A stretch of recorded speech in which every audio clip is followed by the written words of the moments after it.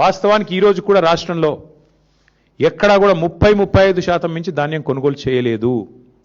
ఇక మీకు పేరు చెప్తే బాగుండదు కానీ ఒక మాజీ మంత్రి ఎమ్మెల్యే కాంగ్రెస్ మొన్న మా నాయకుడికి ఫోన్ చేసి, ఒక నాయకుడు మా ఎమ్మెల్యే గారికి ఫోన్ చేసి, అరే ఏం పెట్టినరా మీరు, ఇది పని లేని పని, ఈ గవర్నమెంట్ కొనుడు ఏందా నాకు అర్థం కాదు, ధాన్యం మీరు లేని పని పెట్టిన మా కేసీఆర్ గారు, మాకు ఇప్పుడు ఆ ప్రెజర్ అవుతుంది అని చెప్పి మా నాయకుడికి ఇంకో కాంగ్రెస్ నాయకుడు ఫోన్ చేసి నిష్ఠూరం ఆడుతూ ఉన్నాడు. ఇది పరిస్థితి ఈరోజు రాష్ట్రంలో.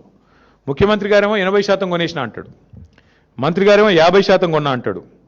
మేము చూసినాం క్షేత్రస్థాయిలో. వాస్తవానికి ఈరోజు ఏ ఒక్క సెంటర్లో కూడా ధాన్యం కొనుగోలు కేంద్రాలు సరిగా పనిచేయడం లేదు.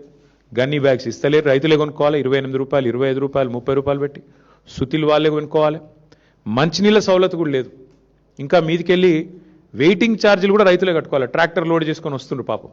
వచ్చినాక ఆడ బయట సెంటర్ బయట నేను నర్సంపేట నా కళ్ళతో నేనే చూసిన, మొత్తం మార్కెట్ యార్డ్ అంతా నిండిపోయి ఉన్నది.